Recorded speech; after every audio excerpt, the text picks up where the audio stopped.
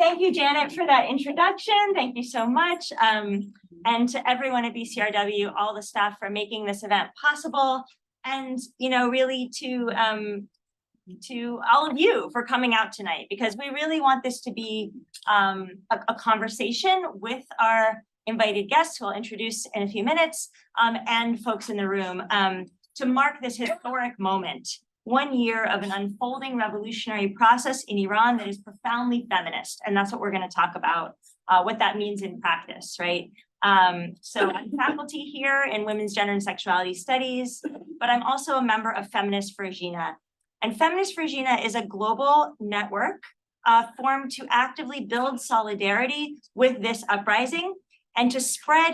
the intersectional feminist politics of this uprising as a counter to Persian and Shia nationalisms and the ravages of fossil-fueled capitalism, to connect to other liberation movements and work against the isolation of Iranians from their peers in other parts of the region, in the global south and the global north, where much of the Iranian diaspora is based. We have done many things together in the past year, including having 2 different days of international feminist solidarity actions, October 2nd and November 25th. We organized events around March 8th, International Women's Day, and have issued numerous collectively written statements, the latest for the 1-year anniversary of the uprising, all of which you can find on the Feminist for Jina website. And Feminist for Jina worked with numerous other feminist collectives around the world to call for protests to mark the 1-year anniversary of what we're calling the Jina Revolution. Here in New York City, our local chapter organized a night march last Friday night. How many of you were there?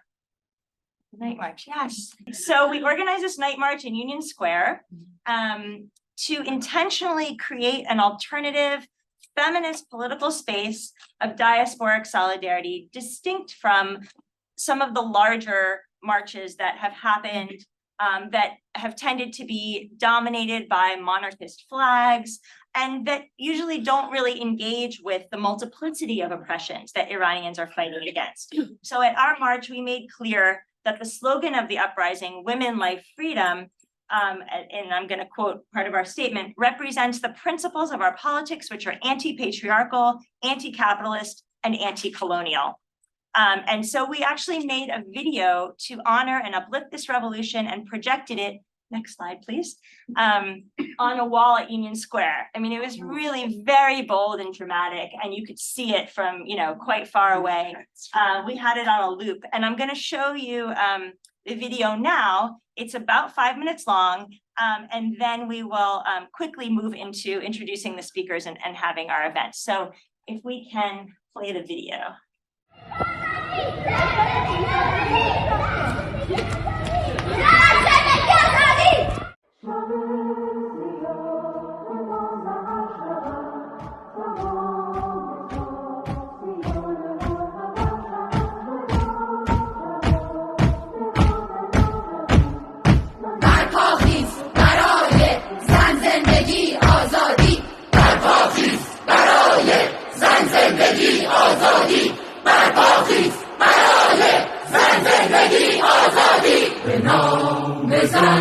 به نام زندگی رها شویم ز طوق بندگی شب سیاه ما سحر شود تمام تا سیانه ها سحر شود که جوانه ها صدا شویم من و تو دگر دوباره ما شویم قسم به خون پاک لاله ها به انقلاب عشق و بوسه ها در این گذار رنج بی امان ز جان ز تن وطن مرا بخوان که با خروش بانگ سرخ نام تو جهان بلرزد از قیام تو به نام بزن به نام زندگی دریده شد لباس بردگی شب سیاه ما سحر شود تمام تا زیانه ها سحر شود که با جوانه ها صدا شود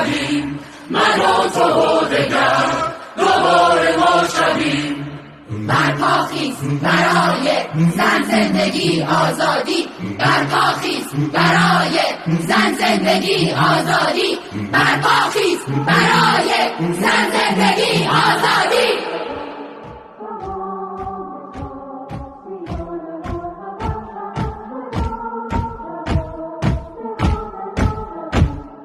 برپاخیز برای زن زندگی آزادی برپاخیز برای زن زندگی آزادی برپاخیز برای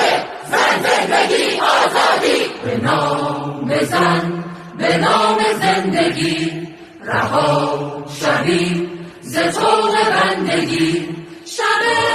سیاه ما سحر شود تمام تا سیانه ها سحر شود که جوانه ها صدا شویم من و تو و دگر دوباره ما شویم قسم به خون پاک لاله ها به انقلاب عشق و بوسه ها در این گذار رنج بی امان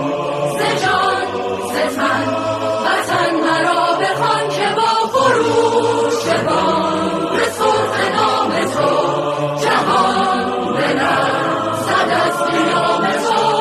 به نام زن به نام زندگی دریده شد لباس بردگی شب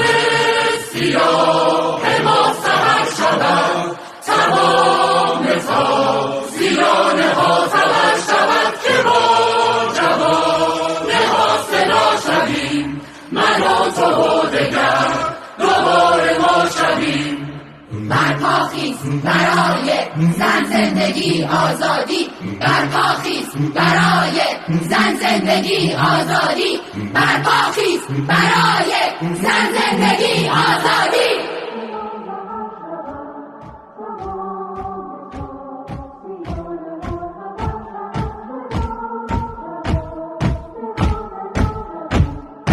برپاخیز برای زن زندگی آزادی برپاخیز برای زن زندگی آزادی برپاخیز برای زن زندگی آزادی به نام زن به نام زندگی رها شویم ز طوق بندگی شب سیاه ما سحر شود تمام تا سیانه ها سحر شود که جوانه ها صدا شویم من و تو و دگر دوباره ما شویم برپاخیز برای زن زندگی آزادی برپاخیز برای زن زندگی آزادی برپاخیز برای زن زندگی آزادی برپاخیز برای زن زندگی آزادی. We tried in this video, which I've seen it so many times and it makes me cry every time. We've tried in this video and in our statements and in all of our actions to show that the slogan Women Like Freedom is radical and intersectional, encompassing the desire for self-determination at the level of the body, of social relations, and of political power, expressed as the demand for an end to the Islamic Republic. Our politics are informed by the lived experiences of our members, the majority of whom grew up in Iran and know firsthand that gender, sexual, class, religious, and ethnic oppressions are intertwined and unfold under an authoritarian regime that is also targeted by US imperial aggression. The fact that so many of our members have come in the last decade or so from Iran informs our politics, but also adds additional risks. You've been witness to some of this with the camera angles and these sorts of things. And so I do want to just say that, people take on considerable risk to be active, to be visible, to raise their voices. And we are trying to mitigate those risks as much as possible tonight. And we don't have a feminist Virginia speaker on the panel, partly because it is so dangerous for people who need to be able to travel back and forth to Iran. But I'm happy to say many feminist Virginia members and activists are here in the audience, and I hope will contribute along with the rest of you to the discussion this evening.